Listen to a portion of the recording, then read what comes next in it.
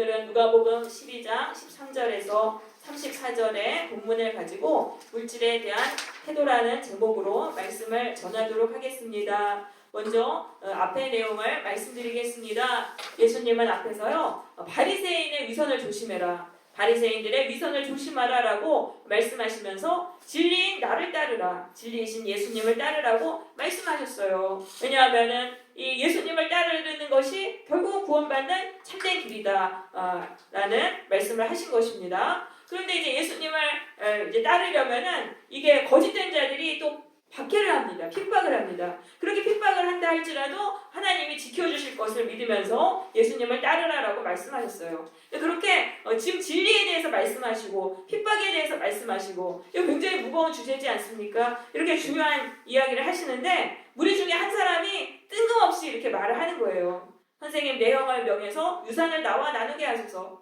그러니까 형이 뭐 자기가 유산을 다 가로채려고 했는지 뭐 어땠는지 이제 이거를 이제 얘기를 하는 것입니다. 자, 그래서 갑자기 이제 주제가 바뀌게 되는데요. 자, 여기서 봤을 때 이 제자와 무리는 다르다는 것을 알 수 있습니다. 제자와 무리는 다르다. 제자는 누구냐면은 예수님의 말씀을 절대적인 진리로 여기면서 그 말씀을 따라가는 자들이 바로 제자인 것입니다. 그런데 무리는 뭐냐면은요, 자신의 유익을 위해서 예수님을 따르는 자들이에요. 자신의 유익을 위해서 예수님을 따르는 자들. 그래서 제자는 소수예요. 교회 안에서 제자는 소수고 무리들이 이제 많습니다. 자, 그런데 이제 무리들은요,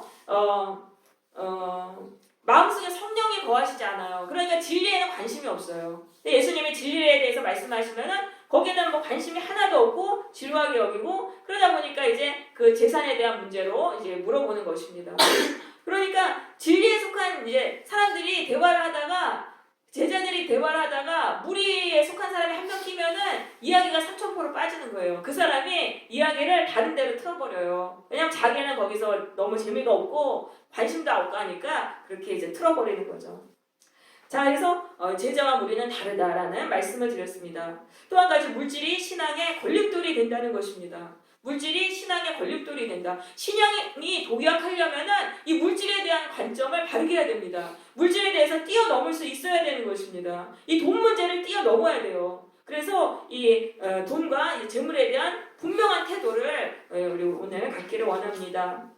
자, 이 사람이 이렇게 이제 예수님께 말을 하니까 예수님이 말씀하세요. 이 사람아, 누가 나를 너희의 재판장이나 물건 나누는 자로 세웠느냐? 나는 너희들 물질 문제 해결하러 온 사람이 아니다라는 거예요. 내가 다른 말로 하면 내가 너희들 부자로 만들어주려는 그런 사람이 아니다라는 것입니다.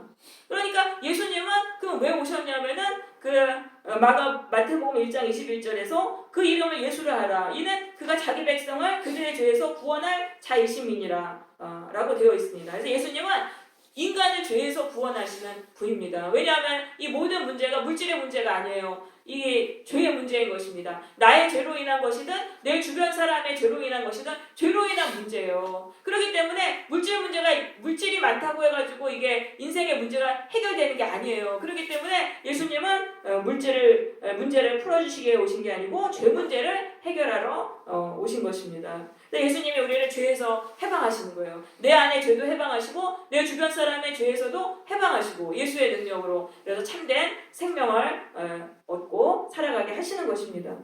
그러니까 이제 교회에서 뭐 록펠러가 11조 마련해가지고 세계 최고의 부자가 됐다. 그러니까 이제 열심히 믿어서 세계 최고의 부자가 되라. 뭐 부자가 되라. 이런 거는요, 신앙의 본질을 잘못 이해한 거예요. 예수님은 우리를 죄에서 해방하시고 그래서 참된 생명을 주시려고 오신 것입니다. 네, 그래서 예수님의 구원은요, 우리를 죄로부터 해방하시는 것입니다. 우리 주보에 있는 요한삼서 1장 2절의 말씀을 같이 읽도록 하겠습니다.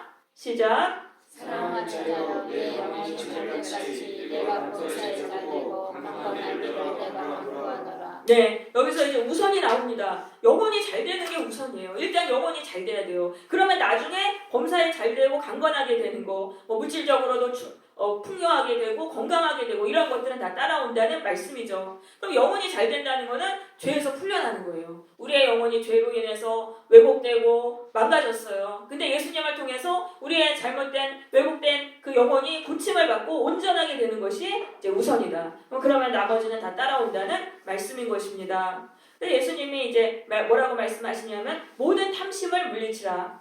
이 탐심이라는 건 더 많이 소유하려는 욕심입니다. 내가 가진 것, 현재 나에게 있는 것에 만족하지 않고 더 갖기를 바라는 그 마음을 물리쳐라. 왜냐하면 그걸 더 많이 갖는다고 해가지고 생명을 누릴 수 없다는 것입니다. 이 생명은 뭐냐면 참된 만족과 기쁨인 거예요. 그 많이 가진 사람일수록 행복한 게 아니라는 거예요. 왜냐하면 재벌도요, 그 인생의 문제, 고통의 문제를 해결하지 못해가지고 자살하고 이러잖아요. 그러니까 물질 문제가 모든 걸 해결해 줄 수 있는 게 아닐 것입니다. 네, 그러면서 이제 예수님이 비유로 드시는데 한 부자가 있어요. 근데 이 사람이 이게 굉장히 땅이 많았나 봐요. 그래서 소출이 많았어요. 그래서 소출을 이제 했는데 창고가 부족한 거예요. 그걸 쌓아둘 창고가 부족해가지고 창고를 헐고 크게 지었습니다. 그러니까 이제 이 사람은 엄청난 부자였어요. 당시에는 그 로마의 식민지 수탈로 인해서 끼니를 걱정하면서 살았던 시대예요. 그러니까 이 사람은 굉장히 이제 큰 부자였어요. 그런데 이제 하나님이 뭐라고 말씀하십니까? 근데 이 사람이 이제 드디어 창고까지 다 졌으니까 이제 내가 재물을 다 누리면서 즐겁게 살아야겠다 했더니 하나님이 이제 그 밤에 내 영혼을 도로 찾는다. 이건 뭐냐면은 하나님 데려가신다는 거예요. 죽음으로 치셔가지고 데려가신다. 그래서 이 사람이 결국은 누리지 못하게 하신다는 거예요. 그 물질을 누리지 못하게 하시고 다른 사람이 누리게 하신다는 것입니다. 그러니까 하나님은 그렇게 하신다는 거예요. 인간이 어떤 거에 집착해가지고 탐심에 빠져서 간절히 구하면은 그거를 결국은 누리지 못하게 하신다라는 그러한 말씀인 것입니다. 하나님은 재물만 집착하는 자가 자신의 재물을 통해서 만족을 누릴 수 없게 하시는 거예요. 죽음으로 치시던가 건강으로 치시던가 가족 문제로 치시던가 어떤 문제로 인해서 그 재물을 누릴 수 없게 하시는 것입니다. 이 17절에서 19절에 보면 네라는 말이 계속 반복이 되어 있어요. 그러니까 부자가 자기 소유에 대해서 매우 강하게 집착하고 있는 것을 나타내는 것입니다. 우리가 집착하는 걸 버려야 돼요. 이것만 있으면 행복할 텐데, 이것만 있으면 행복할 텐데 그런 욕심을 버려야 돼요. 그 집착을 통해서는 만족과 행복을 누릴 수 없다는 것입니다. 넓은 고급 아파트에 살면서 가족들과 원수처럼 살아가는 사람들도 많이 있습니다. 고가의 부동산을 갖고 있어도 팔리지 않아서 궁핍하게 살아가는 사람들도 많이 있습니다. 그래서 행복이란 하나님이 막으시면은 재산이 많아도 누릴 수 없다. 행복을 누릴 수 없다. 근데 재물이 별로 없어요. 별로 없는데도 그냥 감사하며 사는 거예요. 감사하고 또 가족이랑 행복하게 서로 살아갈 때 그게 행복한 것이죠. 근데 그렇게 살아갈 수 있는 마음을 하나님이 주시는 것입니다. 그래서 우리가 분명히 알아야 돼요. 내가 돈이 더 많다고 해서 행복한 게 아니구나. 분명하게 이렇게 생각을 하고 돈을 모으려는 마음을 버려야 하는 것입니다. 돈의 노예가 되어서 살아가서는 안 되는 거예요. 안 되고 하나님의 이 인생의 참된 기쁨은 하나님이 주신다라는 것을 우리는 알아야 되는 것입니다. 돈에 대한 탐심도 버려야 되지만 생계에 대한 염려도 버려야 됩니다. 그래서 22절에서 이제 말씀하세요. 너희에게 이르노니 목숨을 위하여 무엇을 입을까? 몸을 위하여 무엇을 입을까? 염려하지 말라. 이 무엇을이라는 건 어떻게 하는 뜻입니다. 어떻게 하면 내가 먹고 살 수 있을까? 내가 살아가려면 먹고 살아야 되는데 돈이 있어야 되는데 내가 어떻게 하면 살아갈 수 있을까? 염려하지 말아라 라고 말씀하세요. 왜냐하면요 이건 다 하나님이 책임져 주신다는 거예요. 목숨이 음식보다 중하고 몸이 의복보다 중하니라. 그럼 하나님이 우리를 구원해 주신다는 건 우리의 목숨과 우리의 몸을 구원해 주시는 거예요. 그럼 이건 당연히 우리 목숨 살려면 먹을 게 필요하니까 당연히 먹을 거 책임져 주시고 우리가 살아가려면 옷이 있어야 되니까 옷도 책임져 주시고 그러니까 하나님이 당연히 다 책임져 주시는 거기 때문에 이제는 염려하지 말라고 이제 하시는 것이죠. 그래서 까마귀를 보라. 까마귀는 농사도 안 짓고 수확도 안 하는데 하나님이 다 먹여주신다. 하나님의 백성 하나님이 다 먹여주신다는 말씀인 거예요. 그러면서 염려하지 말아라. 염려하다는 단어는요 마음을 분열시켜서 어지럽게 하다는 단어입니다. 우리가 염려에 빠질 때 마음의 평안을 잃어버립니다. 평안을 잃어버리는데 염려한다고 해결되는 건 없어요. 여기 보시면은 너희 중에 누가 염려함으로 그 길을 한 자라도 더 할 수 있느냐. 내가 염려한다고 되는 일은 하나도 없다. 그러니까 염려하지 말아라. 26절에 보면 가장 작은 일도 하지 못하면서 어찌 다른 일을 염려하느냐. 그러니까 이게 키를 한 자 더 하는 것은 사실 작은 일이 아니죠. 그건 불가능한 일인데 하나님께는 불가능한 게 없잖아요. 그러니까 나에게는 큰 문제로 여겨지는 것도 하나님께 굉장히 작은 일이에요. 전능하신 하나님이 명하시면 한순간에 되는 일이에요. 그러니까 하나님께 맡기면서 기도를 하는 것이지 염려하지 말라는 그런 말씀이죠. 그러면서 백합화를 생각해봐라. 백합화가 얼마나 아름다운지. 이 솔로몬의 모든 영광이라는 거는 그 최고급 명품, 그 기술로 만든 좋은 옷으로 만든 그 옷도 이 들꽃보다 아름답지 못하다라고 말씀하십니다. 이 들꽃도 아름답게 입히시는 하나님께서 너희들도 다 아름답게 입히신다. 그러니까 우리가 꼭 명품 옷으로 휘당휘겁고 다녀야지만 우리가 빛나는 게 아니에요. 하나님이 빛나게 해주시면은 10,000원짜리 옷을 입어도 빛나는 거예요. 하나님이 주신 영광이 뿜어져 나오기 때문에 아름다운 것입니다. 그러니까 내가 초라하게 살고 남들한테 무시당할까봐 내가 돈 벌어가지고 내가 나를 치장하고 살아야겠다. 이런 마음을 이제 버리라는 말씀인 것입니다. 그러면서 29절에 보면은 너희는 무엇을 먹을까 마실까 구하지 말고 구하지 말라는 거는 그걸 위해 살지 말라는 거예요. 그거 문제를 해결하기 위해 살지 말아라. 근심하지도 말라. 이 근심하다는 건 의심하는 겁니다. 하나님을 의심하는 거예요. 하나님 믿는다고 뭐 돈이 나와 밥이 나와 하나님이 밥 먹여줘 이렇게 의심하는 그런 걸 하지 말아라. 이 모든 것은 세상 백성들이 구하는 것이다. 이방인들이죠. 하나님을 모르는 이방인들. 그 사람들은 하나님을 모르니까 내가 내 힘으로 먹고 살아야 되니까 그렇게 살지만 너희는 하나님이 다 책임져 주시기 때문에 염려할 필요가 없다라고 말씀하시는 것입니다. 그래서 다만이라는 건 무엇보다도 그럼 무엇을 위해서 살아야 됩니까? 그의 나라를 위해서 살아라. 하나님의 나라를 위해서 살아라.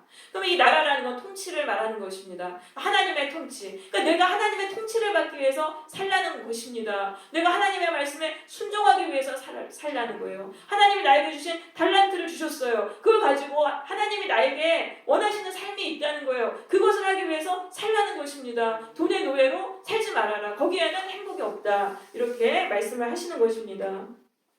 내가 하나님께 순종하고 하나님의 나라를 위해서 하나님에 대해서 순종하기 위해서 하나님의 기쁨이 되기 위해서 살아라. 또 다른 말로는요. 하나님의 백성 공동체인 교회를 위해서 살아라. 교회는요. 하나님의 나라예요. 교회는 하나님의 통치를 인정하는 하나님의 나라입니다. 교회를 위해서 살아라.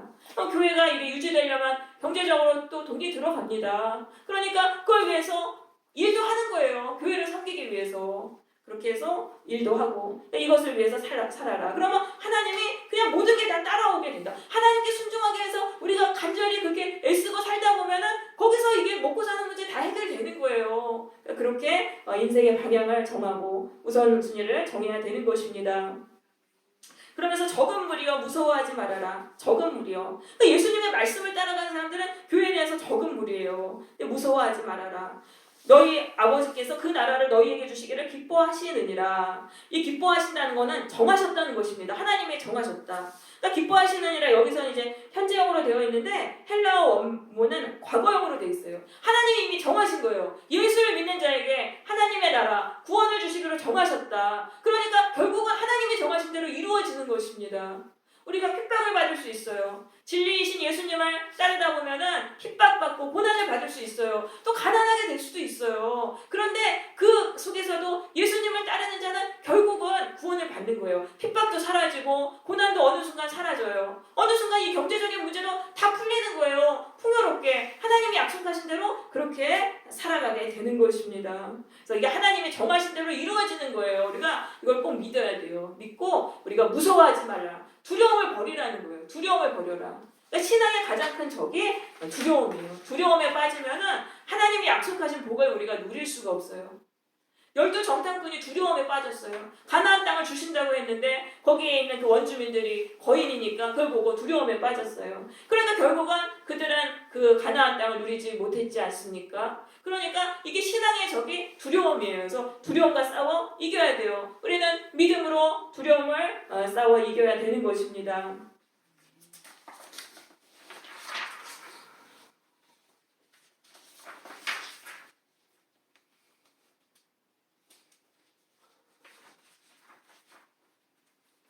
네, 여기 보시면은 믿음이 작은 자들이라는 구절이 이제 나오는데요. 믿음이 작은 자들아. 몇 절에 있습니까?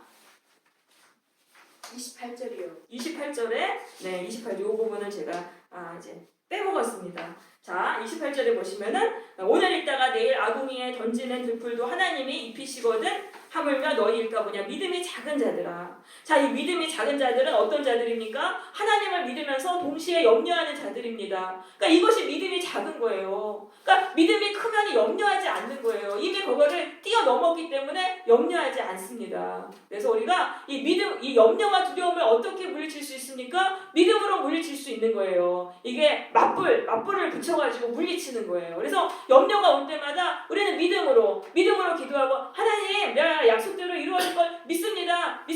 계속 소리내서 기도해서 염려를 물리쳐야 되겠습니다. 네, 이제 33절 이제 가보겠습니다. 예수님이 이제 그 물질을 어떻게 사용해야 되느냐 구체적인 지침을 주십니다. 너희 소유를 팔아서 구제하라. 가난한 사람을 도우라는 거예요. 나보다 더 어렵고 처지가 불쌍한 그 사람을 위해서 도와라. 그러면 그게 낡아지지 않는 배낭은 돈주머니예요. 돈주머니를 만드는 것이다. 이거는 그러니까 하나님께 예금을 드는 거예요. 천국에 예금을 드는 것과 같다는 것입니다. 그런데 하늘의 든바 다함이 없는 보물이에요. 다함이 없다는 거는요. 끝나지 않는다는 거예요. 써도 끝나지 않는다는 거예요. 내가 가난한 사람을 도와줬는데 그게 하나님께 맡겨둔 거라는 거예요. 하나님께 맡겨둬서 하나님께 필요하면 이제 하나님이 주시는데 그 돈이 써도 없어지지 않는다. 그렇게 된다는 그러한 말씀인 것입니다. 그러니까 하나님이 계속적으로 주신다는 거예요. 그래서 거기에는 도둑도 없고 좀도 먹는 일이 없다. 곰팡이 서는 일도 없다. 그러니까 하나님께 맡겨둔 그게 사라지지 않는다는 그러한 말씀인 것입니다. 그러니까 하나의 가난한 사람을 돕는 것, 이것이 바로 가장 확실한 투자임을 말하는 것입니다.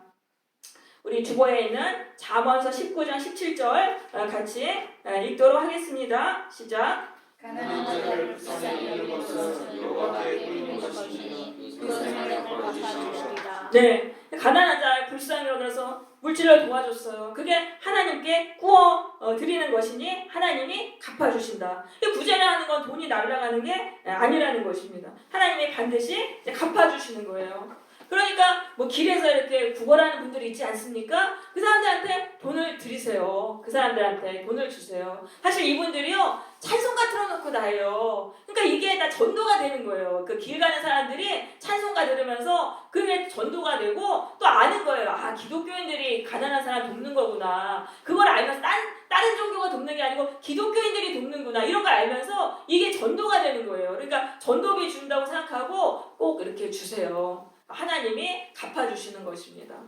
그리고 이제 성탄이 가깝지 않습니까? 그러면 그 구세군들 자선 낭비할 때 딸랑딸랑 할 때 외면하지 마시고 꼭 주세요. 꼭 주시면은 이게 하나님이 너무나 기뻐하시고 하나님이 갚아주시는 것입니다. 네. 이제 잠언서 이제 말씀 제가 이거에 관련된 간증을 하나 하겠습니다. 제가 이제 은창교회를 이제 개척할 때였습니다. 하나님이 개척자금 얼마를 주셨어요. 그랬는데 그 미국에 이제 사는 그 선배한테 그 어떤 소식을 들었습니다. 이분이 이제 어떤 분이 너무 딱해가지고 저한테 기도를 부탁한다면서 저한테 이제 카톡을 보내왔습니다. 그 선배가 다니는 그 교회에 그 어떤 이제 전도사님이 이제 평신도로 섬기는 전도사님이 있는데 60살 전도사님인데 평생 그 미국에서 주님의 일을 했다고 합니다. 그런데 이분이 지금 렌트비가 없어가지고 추운 겨울에 지금 쫓겨나게 됐다는 그런 상황을 전했어요. 그러니까 재작년 겨울이었어요. 엄청 추워가지고 막 보일러 다 얼고 뭐 이제 뭐 터지고 막 이제 이랬던 때였는데 근데 이 전도사님이 몸이 불편해서 직장을 구하실 수가 없다는 이제 그런 얘기를 했습니다.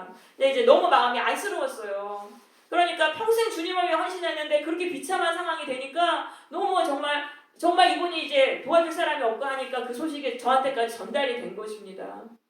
그래서 이제 제가 그분에게 돈을 이제 530만 원을 보냈습니다. 수수료를 포함해서. 왜냐하면 이제 저는 이제 대책은 안 하면 되지만 그분은 정말 당장 죽으셔야 될 상황이에요. 그래가지고 그렇게 이제 돈을 드렸어요. 그랬더니 하나님이 이 은창교회 예배당을 전세로 얻을 수 있게 해주신 거예요. 전세를 구하기 정말 어렵잖아요. 전세로 얻을 수 있게 해주시고 또 얼굴도 모르는 목사님이 이 강대상하고 의자랑 이 성구들을 다 보내주셨습니다. 제가 얼굴도 모르는 전도사님을 섬긴 거에 대해서 정말 하나님이 이렇게 갚아주신 거죠. 그리고 또 더 놀라운 거는 설립 예배 때 헌금이 들어왔는데 똑같이 530만 원이 들어온 거예요. 너무나 놀라운 거죠. 그러니까 하나님이 갚아주신 거예요. 제가 그 어려운 처지에 그 전도사님을 도와주신 것에 대해서 하나님이 갚아주신 것입니다. 그래서 하나님은 반드시 갚아주시는 거예요. 반드시 갚아주신다. 우리 잠언 11장 24절 25절 주보의 말씀 읽겠습니다. 시작. 흩어 구제하여도 더 구하게 되는 일이 있나니 얻어야 아껴도 가난하게 될 뿐이니라. 구제를 좋아하는 자는 풍족할 것이요 남을 받아 자는 등등될 것이라. 네, 아낀다고 잘 사는 게 아니라는 거예요.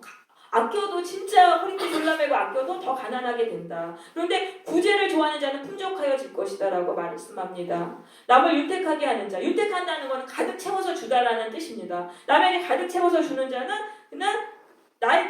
나도 이제 풍성하게 된다라는 그러한 말씀인 것입니다. 그 밑에 누가복음 6장 38절 읽습니다. 시작. 주라 그리하면 너희에게 줄 것이니 곧 흘리어 두고 흔들어 얻어지도록 하여 너희에게 알려주리라. 너희가 알리는 너희를 두고 너희가 하나님을 두고 받으시니라.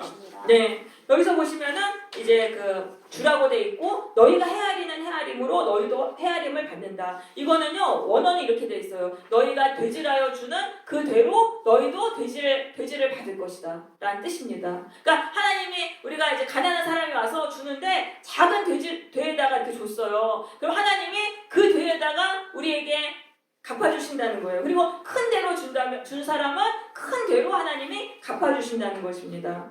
그래서 갚아주시는데 후히 주신다는 거예요. 이렇게 쌓아가지고 또 눌러가지고 누른 다음에 흔들어가지고 또 이제 더 넣어가지고 넘치도록 해서 몇 배로 갚아주신다. 그러니까 좀 인색하게 드리지 말고 가난한 사람을 도울 때 많이 이제 충분하게 이렇게 해서 베풀라는 그런 말씀이죠. 그러면서 34절에서 너희 봄을 있는 곳에 너희의 마음도 있으리라 라고 말씀하십니다. 그러니까 내가 돈을 쓰는 곳에 내 마음이 따라간다는 것입니다. 내가 돈을 쓰는 곳에 나의 마음이 따라간다. 세상의 일에 돈을 쓰면 마음이 세상으로 가게 됩니다. 그러면은 우리가 이 하나님과 이 세상 두 마음을 품게 되면은 이 구원을 받기가 어려운 것입니다. 그래서 이 돈을 쓰는 문제가 구원하고까지 연결이 되어 있습니다. 왜냐하면 돈을 쓰는 곳에 우리의 마음이 가기 때문에 우리의 마음이 어디에 두느냐 그거에 따라서 구원이 결정된 것이기 때문입니다. 그래서 우리는 하나님의 나라를 위해서 물질을 사용해야 되는 것입니다. 우리 갈라디아서 6장 6절에서 8절 주보의 말씀 같이 읽습니다. 시작. 가르침을 받는 자는 무엇으로 가르치는 자와 모든 것으로 생각하라. 스스로 지키지 말라. 하나님 거짓말을 못하시니 사람이 무엇으로 심든지 그대로 얻으리라. 자기 육체를 위하여 심는 자는 육체로부터 썩어질 것을 거두고 성령을 위하여 심는 자는 성령으로부터 영생을 거두리라. 네, 가르침을 받는 자는 말씀을 가르치는 자. 말씀을 가르치는 자가 교회죠. 교회와 모든 좋은 것을 함께하라. 이거는 그 물질과 시간, 재물과 시간을 교회와 나누라는 말씀인 것입니다. 스스로 속이지 말라. 이건 수동태로 돼 있어요. 그러니까 속임당하지 말라는 거예요. 죄악 세상에 거기에 미혹돼가지고 속임을 당하지 말라. 그러니까 신앙을 버리고 돌아서서 자신을 위해서 살아가지 말아라. 그러니까 지금 시대에는 이 욜로 해가지고 현재를 즐겨라. 지금 세상 사람들이 가르침이 그렇지 않습니까? 거기에 미혹돼가지고 신앙을 그렇게 버리고 자기를 위해 살지 말라. 그것은 하나님을 업신여기는 것이라는 것입니다. 하나님은 사람의 행위대로 갚아주신다. 사람이 행한 대로 갚아주신다. 또 자기의 육체를 위해서 심는 자는 육체로부터 썩어질 걸 거두고, 그러니까 나를 위해 이제 돈과 시간을 쓰는 거예요. 하나님께 안 쓰고 나의 육신과 내 만족을 위해서 돈과 시간을 쓰는 사람은 육체로부터 썩어질 것을 거둔다. 이건 인생이 황폐하게 된다는 거예요. 인생에 황폐하게 된다. 왜냐하면 기쁨도 없고 그렇게 되면 막 죄짓게 살게 되고 그럼 악한 영들이 또 막 들러붙어가지고 고통스러운 인생, 기쁨이 없는 그런 인생을 살아가게 된다는 말씀인 것입니다. 반면에 성령을 따라서 내가 교회를 위해서 내 시간과 돈을 썼어요. 그런 사람은 영생을 얻는다. 이 영생이라는 건 신적인 생명입니다. 마귀 권세를 물리치는 생명이에요. 악한 영의 공격을 이기는 생명이에요. 그 생명을 받아야지 우리가 이 땅에서 승리하며 살아갈 수 있어요. 근데 그런 생명은 누가에게 주셔요? 하나님의 말씀을 가르치는 이 교회와 좋은 것을 나누고 물질과 시간을 드린 그 사람이 바로 그 생명을 얻게 되는 것입니다. 그래서 기쁨이 넘치는 승리의 인생을 살아가라는 말씀인 것입니다. 그래서 하나님의 말씀을 전하는 이 교회를 위해서 우리는 돈을 써야 되는 것입니다. 제가 아는 이제 권사님 또 이제 말씀을 대해서 좀 말씀을 전하겠습니다. 제가 속한 그 숙명선교회에 속한 이제 권사님인데 70대이세요. 근데 이분이 이제 중학교 선생님이세요. 중학교 선생님이신데 이제 강남에서 사시다가 아파트 재건축을 하게 돼서 평촌으로 이사를 가셨습니다. 평촌에서 4년을 사시면서 그쪽에 있는 이제 작은 개척교회를 4년을 이제 섬기셨어요. 매일매일 새벽기도를 나가시고 섬기셨는데, 근데 이제 그 교회가 너무 교회 재정이 어려워가지고 교회가 넘어갈 그런 상황이 있었습니다. 그런데 이 권사님이 자기가 공무원이고 하니까 이제 그 대출을 받아가지고 그 교회를 살렸어요. 물질을 많이 도와주고 해서 교회를 살렸습니다. 그러면서 이제 매일 새벽 기도를 다니고 그랬는데, 이제 이 권사님이 그 안양의 그 부흥중학교 교장 선생님을 그때 하셨어요. 교장 선생님을 이제 4년간을 딱 거기서 하셨는데, 그 부흥중학교가 주변에 그 임대 아파트들이 많고 해가지고 일진이 굉장히 많은 학교였다 그래요. 굉장히 어려운 학교였는데 이 권사님이 하시면서 일진이 다 없어졌다 그럽니다. 일진이 다 없어지고 가장 힘들었던 학교가 전국에서 과학고를 가장 많이 보낸 그 학교로 변화가 돼가지고 교육청에서 표창을 받으셨다고 그래요. 그러니까 하나님께서 이 권사님에게 권세를 주신 거예요. 악한 마귀 권세들, 그 일진 그런 애들을 다 쫓아낼 수 있는 권세를 주신 거예요. 그래서 학교를 바르게 세웠다고 합니다. 그뿐 아니라 이 권사님의 아들이 하는 일이 그 사업에 굉장히 복을 받고 크게 번창하게 되었다는 간증을 하셨습니다. 그래서 어려운 개척교회를 도운 것에 대해서 하나님이 놀라운 복으로 갚아주신 거예요. 그래서 하나님께 복을 받으려면은 내가 물질을 먼저 심어야 되는 것입니다. 내가 가진 것이 비록 작은 것이라 할지라도 그것을 하나님께 드릴 때 놀라운 기적의 역사가 일어나게 되는 것입니다. 소년이 가진 오병이어가 5,000명을 먹이고도 남는 것과 같은 기적을 만들어내는 거예요. 그뿐만 아니라 내가 복을 받고 그 생명을 권세를 누리면서 살아가게 되는 것입니다. 여러분, 물질을 하나님의 나라를 위해서 심으시기를 바라요. 내가 좀 아끼고 나를 위한 소비를 줄인다면 얼마든지 하나님께 드릴 수 있는 것입니다. 종교개혁자 마르틴 루터는요 이렇게 말했어요. 지갑이 회개해야 진정한 회개다. 사람이 돈을 쓰는 것을 보면은 저 사람이 정말 회개했는지 아닌지를 우리는 알 수 있다는 말씀인 것입니다. 이제부터는 성도답게 물질에 대한 태도를 바르게 하시기를 바랍니다. 부에 대한 탐욕과 생계에 대한 염려를 버리고 가난한 자를 돕는 일과 교회의 물질을 사용하시기를 바라요. 그래서 성령을 위하여 심는 자는 성령으로부터 영생을 거두리라는 말씀대로 이 영생이 이루어져서 기쁨과 행복이 넘치는 천국의 인생을 살게 되시기를 바랍니다. 아멘.